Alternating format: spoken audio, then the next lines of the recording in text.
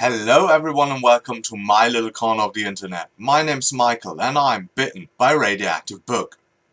As you might have noticed, I've been gone for a while, but that doesn't mean that I didn't buy books during the absence and stopped reading them. So I thought a good way to get back on the horse is to tell you about all the books I bought since January. So we have about 20-ish books to talk about, so without further ado, let's get started.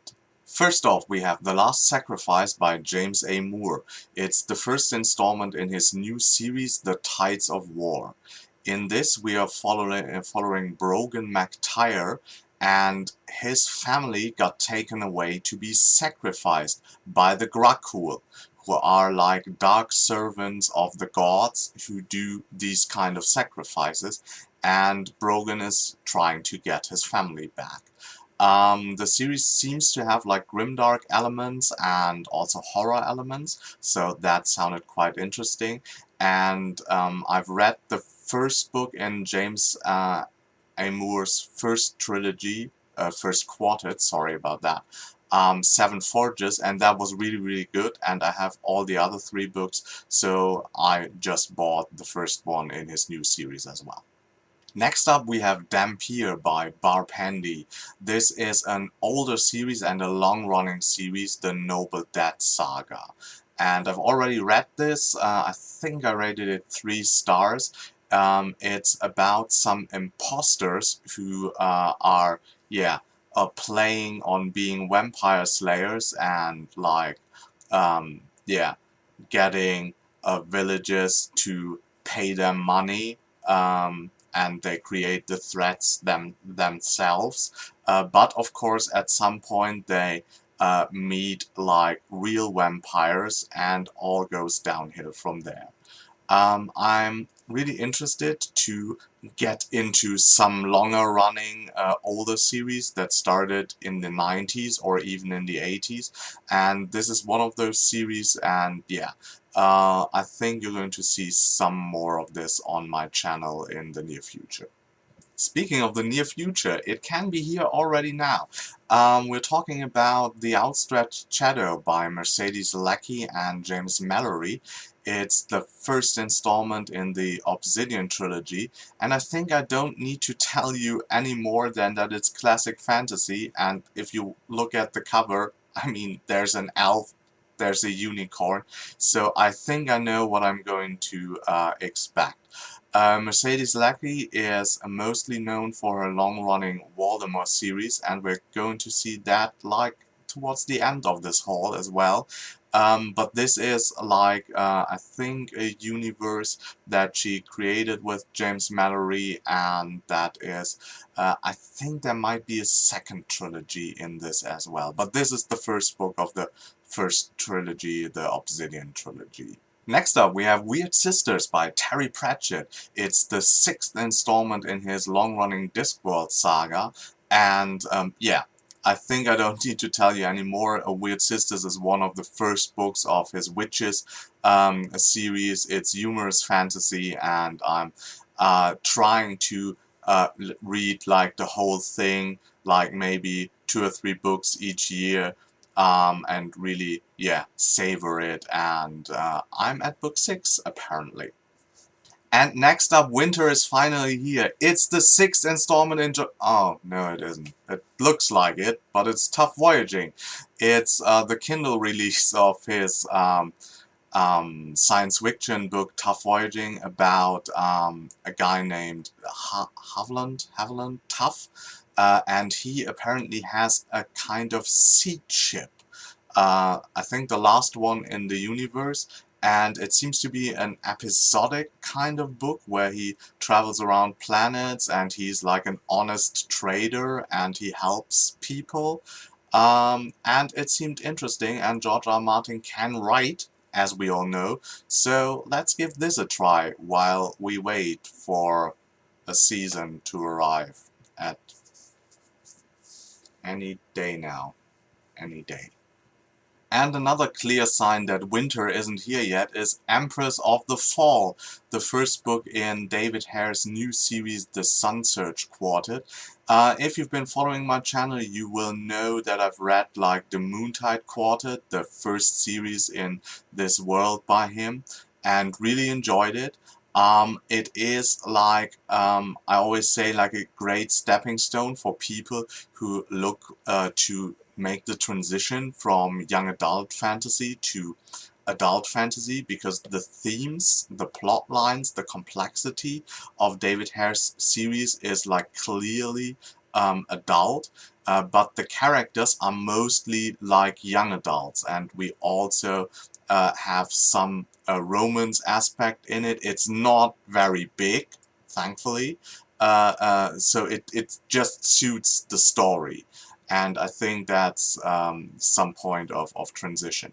So if you've never heard of David Hare, go and read Mage's Blood, the first one in the Moontide Quartet, because this series plays in the same world and it plays after the Moontide Quartet. So technically you could get into it now because it's a new series and I think with new characters, but if you have already the opportunity to delve into that world and read 4 great books, so why wouldn't you take up this opportunity? It's already there. So yeah, check it out. I'm really looking forward to get back into this world.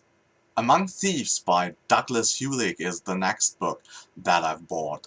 It seems to be a classical sword and sorcery kind of tale with a thief who lives in the underworld and gets into the possession of a powerful book, and of course now everybody is hunting him for the book. So that seems to be a very classic kind of plot line. And I'm really interested to see if Douglas Hulick is able to give it like a unique spin, or if it's just like an entertaining story. So hopefully it's maybe both. Next up we have The Emperor's Knife by Masaki Williams. It's a fantasy in a kind of Middle Eastern setting.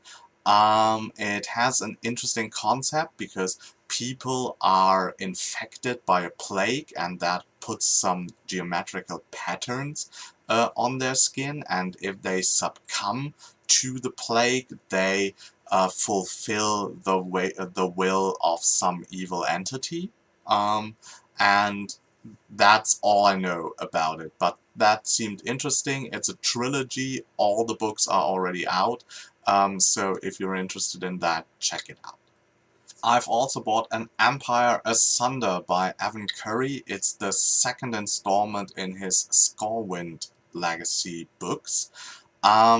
This seems to be kind of a mix-up of science fiction and fantasy in a steampunk world, or it's a steampunk planet, or at least a town that is like closed down by some kind of wall, and inside is like a steampunk empire. It's really interesting. Definitely a unique setting. If you look at the covers, you also get the feeling it's kind of a Roman-inspired fantasy. So I'm really interested in finding out what this is all about. I have the first book but haven't read it, but I bought this one on a sale, so I thought, yeah, everything I read about it so far sounded good enough to spend like another €2 or €3 for the second book. A book you might be surprised about that I haven't bought it yet is The Lives of Tao by Wesley Chu. This one got quite famous a couple of years ago when it first came out, and is like the groundwork of Wesley Chu's success. And apparently it's about an alien who can jump between mortal humans, and that is able to survive so for a very long time, and it has been on Earth for quite a while.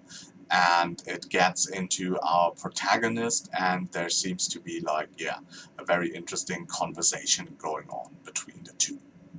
Next up, we have Heroes and Thieves, the second installment in J.J. Sherwood's Steps of Power series, trilogy, I don't know. It seems to be about politics in an elven kingdom, and Shay from Shay Adventure recommended the first book to me as she really enjoyed it, and so I got the first and the second because they were on sale and cheap, and yeah, I can't resist stuff like that. Publishers should know this. I can't resist sales. Next up, we have another second installment. It's The Mirror's Truth by Michael R. Fletcher. I think the series is called Manifest Delusions, which is kind of interesting. The first installment has been Beyond Redemption. I've bought it but haven't read it, but I only heard it's like really, really, really grimdark, and that really, really, really speaks to me because I'm really, really weird. I think a book I don't need to talk about that much is Nevernight by Jay Kristoff, because BookTube is full of like YA fans, and Jay Kristoff has been quite famous there with his Storm Dancer trilogy, and I think that this new book is no different. It's about a young girl, I think, that's raised in a murder cult, and that sounded interesting, and so I thought, yeah, let's get this. Next up, we have The World Raven. It's the fourth installment in A.J. Smith's The Long War series. And this is quite an interesting take. It's epic fantasy with a little bit of a Lovecraftian horror element, if you want to call it like that. Because in this world, the people worship like three big giants. There are the gods of this world, but there's also like old forgotten giants, and they seem to be some Cthulhu-esque monsters, and they are worshipped in hiding by dark cults, and this series is a bit about the rise of those dark giants, so that's where these Lovecraftian horror element comes in. I have read the first book in the series, called The Blackguard, a while ago, and I really enjoyed it, and so I've bought like all the installments in the series when they came out, but haven't progressed so far in the series. At the moment, this book, and I think the whole series, is on sale, so I just paid like something like €1.49, so you should check it out, like the whole series, if you're interested in this, because it should be on sale, maybe not only in Germany, but in the US as well. Speaking about book series on sale, this is a series that I actually looked up and that is on sale in the US and in Germany and probably everywhere else as well. It's The Craft Sequence by Max Gladstone. I bought the fifth installment, Four Roads Cross.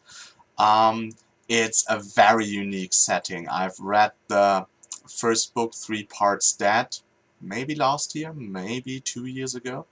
Um, and it has some like normal fantasy elements, like there's sword fighting and stuff like that, but the world, it has skyscrapers and lawyers, so it has an urban fantasy feeling to it as well, and it's a very, very unique and strange mix, and it's definitely something I haven't read before, and if you're looking for something that is totally outside like the norm of what you think about fantasy, then you should check it out. It reminded me a little bit on Robert Jackson Bennett's kind of world building that he does in his Cities trilogy, so if you like something like this, definitely check it out. And I think, for example, the in the US, like the Kindle bind-up version of all the 5 books that are out so far in the craft sequence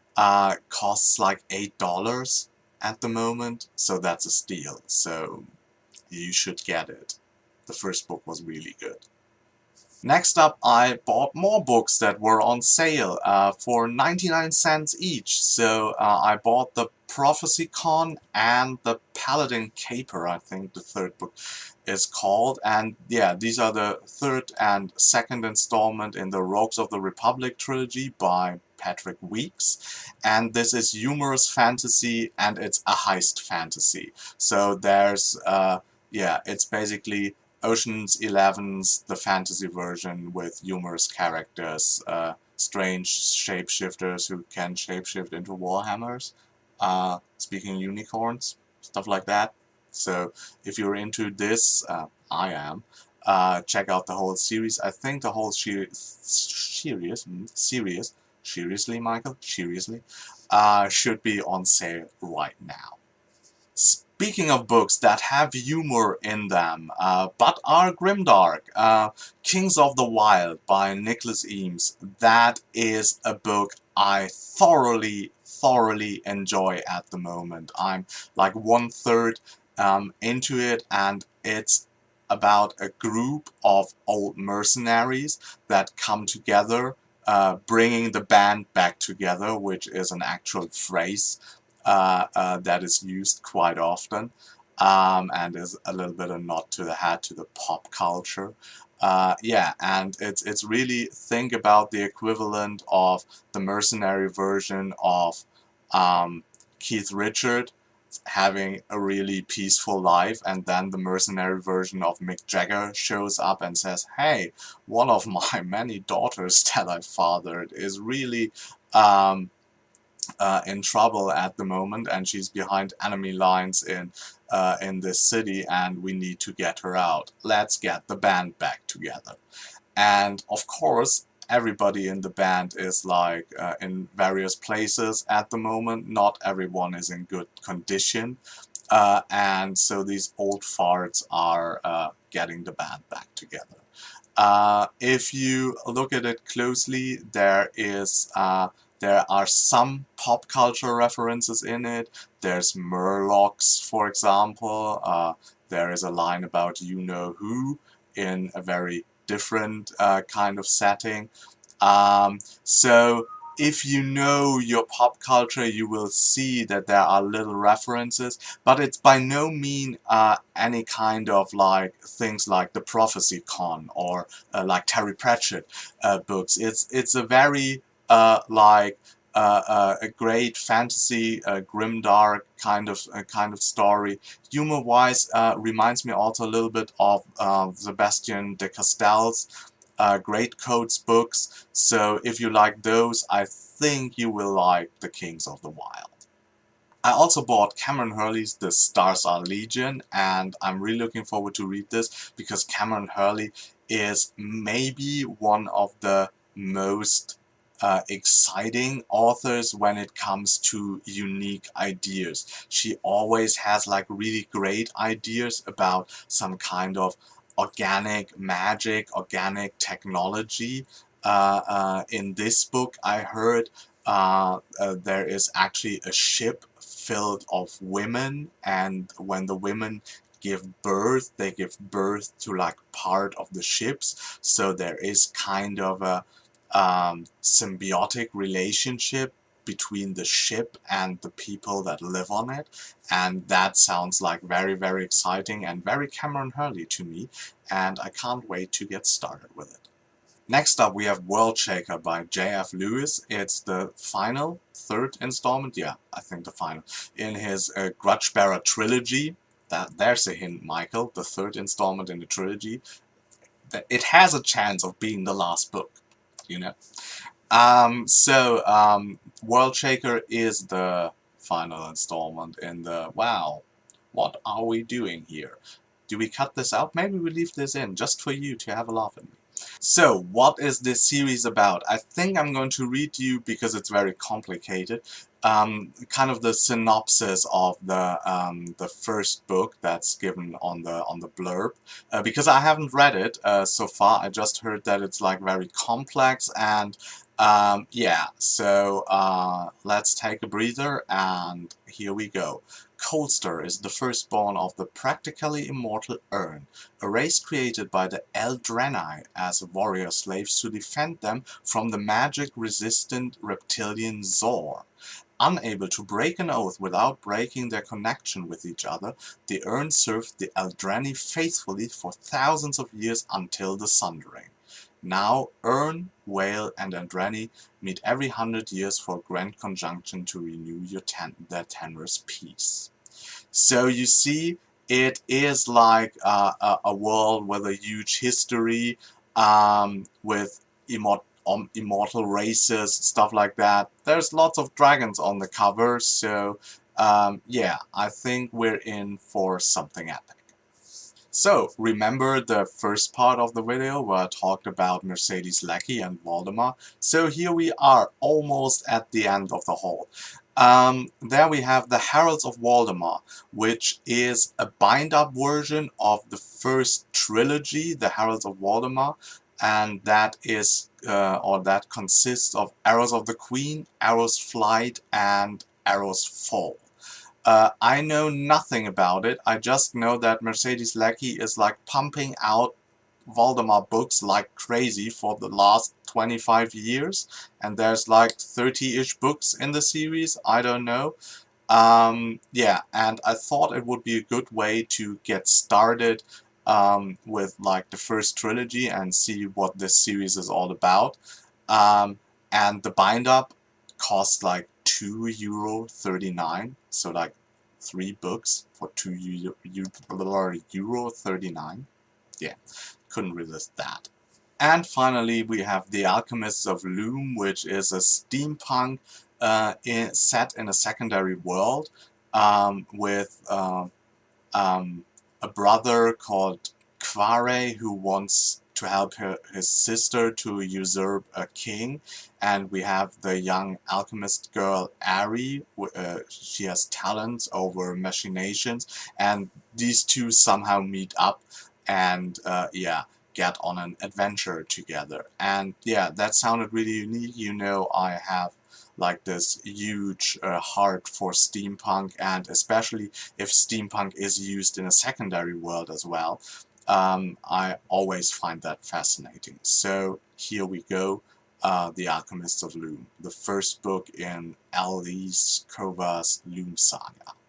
So this wraps up our first book haul of the new year. This was everything I bought from January 1st up until now. So you're up to speed of what I got. Please tell me, is there anything that excites you? Is there anything that you might have read and have an opinion about? So please tell me in the comments. And as always, if you enjoyed this video, please hit the like button. If you want to see more of me, subscribe to my channel. And until next time, I hope you get bitten by a really good book too. Bye.